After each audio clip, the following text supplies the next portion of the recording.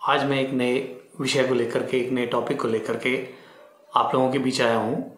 वो टॉपिक है एक्सरसाइज, व्यायाम। शास्त्र व्यायाम के बारे में, एक्सरसाइज के बारे में क्या कहते हैं, आयुर्वेद में इसके बारे में दिशा निर्देश दिए गए हैं, उसके बारे में आज हम चर्चा करेंगे। एक्सरसाइज को हम जनरली फिटनेस में लेते हैं कि एक्सरसाइज जितनी ज़्यादा की जाए उतना हम फिट रहते हैं, जबकि आयुर्वेद में इसको लेकर के एक स्पष्ट निर्देश दिए गए हैं कि एक्सरसाइज की कुछ लिमिटेशंस हैं। उन लिमिटेशन से ज़्यादा हमको एक्सरसाइज नहीं करनी है। इसका जो भी सेट फॉर्मूला है आयुर्वेद में बताया गया है कि ये ऋतुओं के अनुसार करना चाहिए, मतलब कि अकॉर्डिंग टू सीज़न। जो विंटर है उसमें हम ज़्यादा एक्सरसाइज कर सकते हैं, जो समर है और रेनी सीज़न है इनमें एक्सरसाइज को बहुत ही कम किया जाना चाहिए। और एक्सरसाइज हमारी बॉडी के लिए अच्छा है, हमारे शरीर के लिए अच्छा है। आयुर्वेद में इसे लेकर के बताया गया है कि जो एक्सरसाइज है, व्यायाम है, वो शरीर में लघुता लाता है। लघुता मीन्स लाइटनेस लाता है, बॉडी को बहुत लाइट फील करवाता है। दोषों में समानता लाता है। दोषों का मतलब हमारी बॉडी के पूरी मेटाबॉलिज्म को इक्वलिटी में रखता है।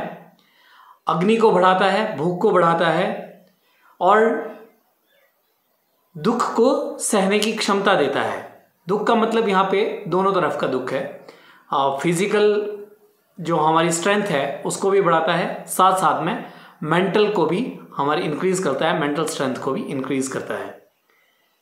लेकिन अगर ये अपनी कैपेसिटी से ज़्यादा किया जाए, अपनी क्षमता से अधिक किया जाए व्यायाम, एक्सरसाइज, तो ये बहुत सारे नुकसान भी देता है। ये यहाँ तक नुकसान देता है कि मृत्यु तुल्य कष्ट भी हो सकते हैं, इवन डेथ भी हो सकती है। ये जो आज का टॉपिक है ये हमारे सामने क्यों आया है?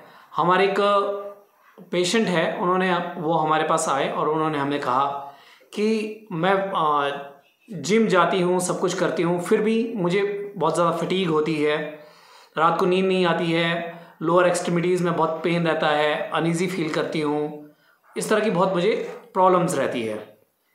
तो हमें ध्यान आया कि भाई आयुर्वेद में इसको लेकर के साफ कहा गया है कि यदि व्यायाम यानी कि एक्सरसाइज अधिक की जाती है तो वो शरीर में रस आदि धातुओं का क्षय करती है। रस आदि धातुएं मतलब हमारी बॉडी में मसल्स होंगे, फैट होंगे, ये जो भी 7 धातुएं बताई गई आयुर्वेद में, इनका क्षय होना स्टार्ट हो जाता है।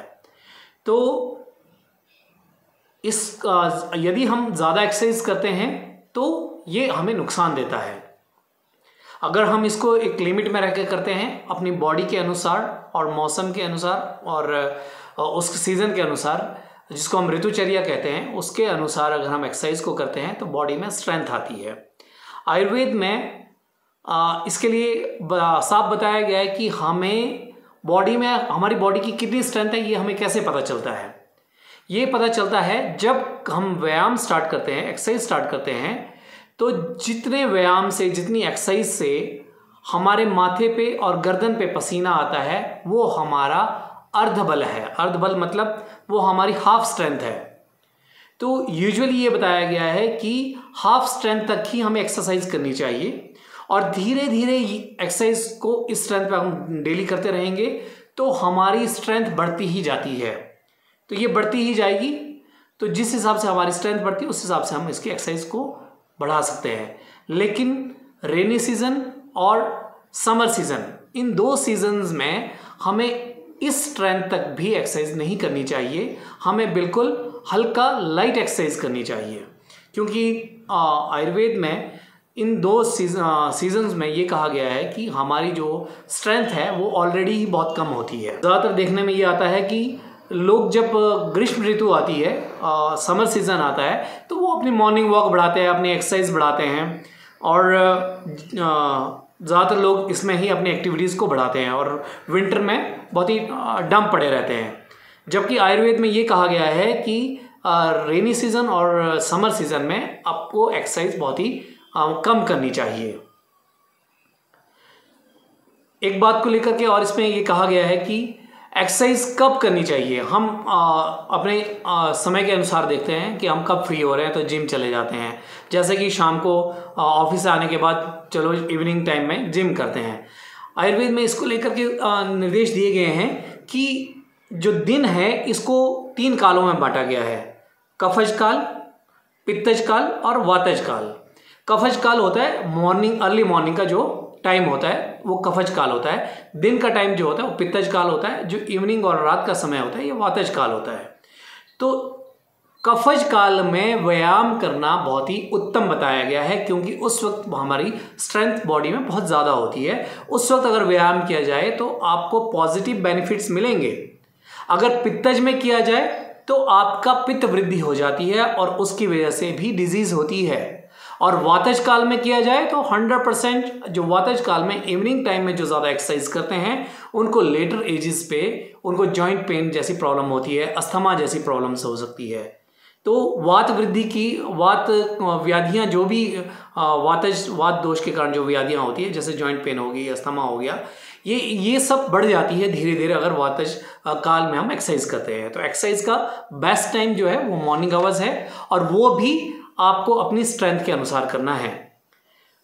फिर आयुर्वेद में एक बात और कही गई है, उसमें कहा गया है आपकी स्ट्रेंथ बेशक बढ़ जाए, आपकी एक्सरसाइज करते करते आपकी स्ट्रेंथ बढ़ जाए, बल आप बहुत स्ट्रांग हो जाते हैं, फिर भी एक्सरसाइज को बहुत ज़्यादा नहीं करना होता है। आप चाहे इसमें एक्सपर्ट हो जाए, क्योंकि इससे भी और ज़्यादा प्रॉब्लम्स हो जाती है।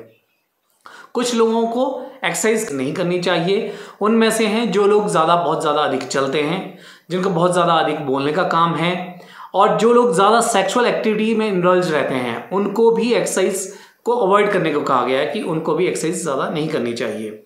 आयुर्वेद में साफ कहा गया है कि अगर एक्सरसाइज आप ज़्यादा करते हैं तो हृदय से संबंधित व्याधियां भी होने के चांसेस होते हैं। इसका एग्जाम्पल ऐसे दिया गया है जैसे कि एक शेर, बहुत स्ट्रेंथ होती है शेर के अंदर, बहुत ज़्यादा स्ट्रेंथ होती है, बहुत बलवान होता है, लेकिन अगर वो हाथी को मार भी गिराता है, मार गिराने के बाद उस विशालकाय हाथी को खींचने की अगर वो चेष्टा करता है, उसको ड्रैग करता है, अपने जबड़े से खींचने की कोशिश करता है, तो उस खींचातानी में शेर की मृत्यु हो जाती है। ऐसा ही उदाहरण आयुर्वेद में एक्सरसाइज को लेकर के भी बताया गया है कि आप कितने भी बलवान क्यों ना हो, लेकिन आपको इसे बहुत अधिक नहीं करना है, इसका आपको विशेष ध्यान देना है। तो जैसा कि बहुत सारा आप सोशल मीडिया में भी देख रहे होंगे कि लोग बोलते हैं कि वो फलाना व्यक्ति बहुत ज़्यादा फिजिकल एक्टिविटी करता था, जिम जाता था, फिट था, और हार्ट अटैक हो गया। वो इतनी ज़्यादा एक्सरसाइज करता था, बहुत फिटनेस का बहुत ध्यान रखता था, बीमार हो गया। ये सब इसके पीछे कारण यही है कि हमें अपनी क्षमता से अधिक व्यायाम नहीं करना है, और ऋतुओं को, सीजन को देख करके ही व्यायाम करना है। सिर्फ विंटर सीजन ऐसा है जिसमें आप अपनी पूरी स्ट्रेंथ के साथ एक्सरसाइज कर सकते हैं, बाकी सीजन जो है उसमें आपको कम करना होता है। आप इन सब बातों का ध्यान दीजिएगा तो किसी भी समस्या में नहीं पड़ेंगे। जल्द ही नए टॉपिक के साथ हम आपके सामने फिर से आएंगे।